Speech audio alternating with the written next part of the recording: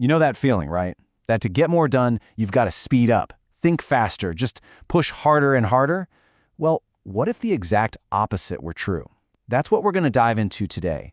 This really powerful kind of paradoxical idea of how to achieve more by thinking less and actually slowing down. Okay, so first, let's talk about a feeling that I'm pretty sure we all know way too well. It's that constant buzz of activity, in your mind, in your life. It just leaves you feeling completely drained instead of accomplished. And that right there, that's what we're calling the restlessness trap. So what's really interesting here is how this whole thing breaks down into two really common states. On one side, you've got thumos, which is basically inertness. This is when you have less thoughts, but also less action. It's that feeling of just being completely and utterly stuck. And then on the flip side, you've got rajas, or restlessness. And this is the polar opposite, right? It's more thoughts, more action, and that constant gnawing feeling of being overwhelmed. So looking at those two, does one of them sound a little too familiar? Maybe you find yourself bouncing back and forth between them. You're not alone. It's a super common cycle. But here's the good news. The source we're digging into today says there's another way out of this. And that right there brings us to the solution. It's this third way, a balanced alternative that offers a path out of that trap. And this state, it's called sattva. So what exactly is sattva? Well, you can see it right there. It's a state of restful awareness. This is the sweet spot, the goal we're aiming for. It's that perfect balance of less thoughts, more action. So it's not about being stuck, and it's definitely not about being overwhelmed. It's about being clear, present, and super effective. Our source even calls it the direct path to living enlightenment. Okay, so that all sounds great, right? But how do we actually get there? Well, the key isn't some super complex technique or anything. It's actually just a simple shift in how we perceive things. The whole thing really hinges on the power of awareness. And this is such a brilliant analogy from the source material. Just think about driving a car with a manual transmission, a stick shift. To change from one gear to another, you can't just jam the stick, right? No, you have to press the clutch first. You have to disengage the engine from the gearbox. That is the absolutely crucial step.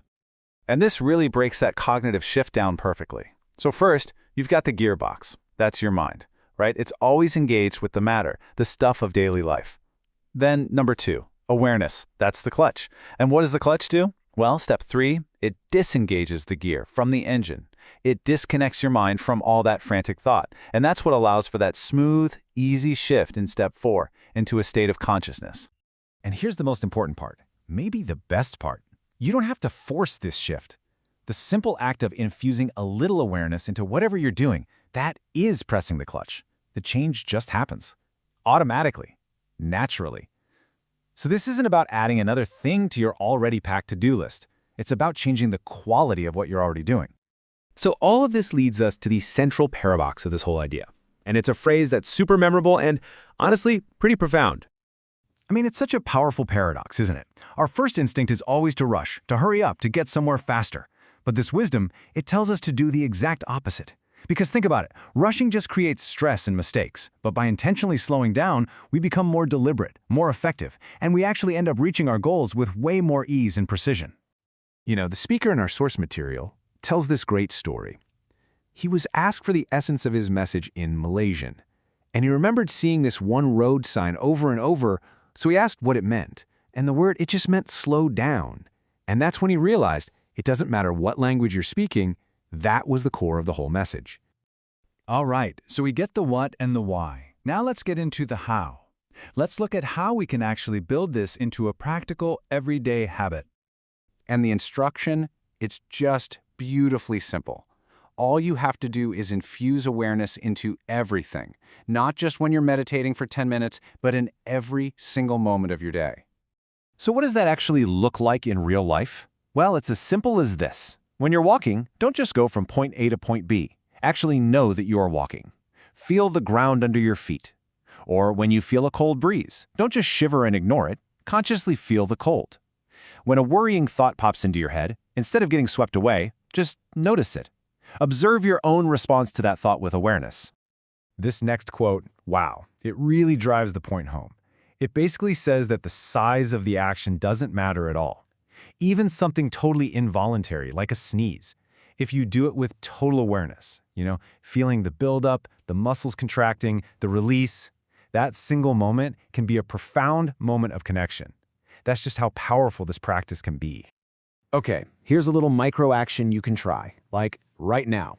The next time you do something completely on autopilot, like scratching your head, just stop. Then do it again, but this time do it consciously, with full awareness. Actually feel the sensation of your nails on your scalp. Feel the relief. That tiny little shift, that's the entire practice in a nutshell. So what happens when you start doing this consistently?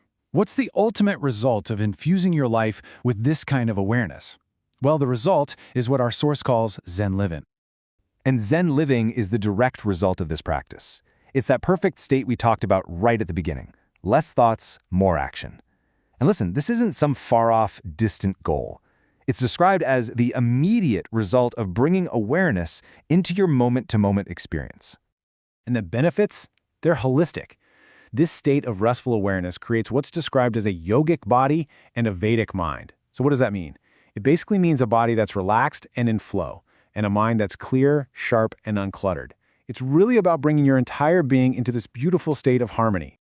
So, as we wrap this up, the most important thing to remember is that this isn't just about understanding an idea. It's about actually applying it. The practice literally begins right now, in this very moment. So, with that in mind, I'll just leave you with this one question. What will you be aware of next?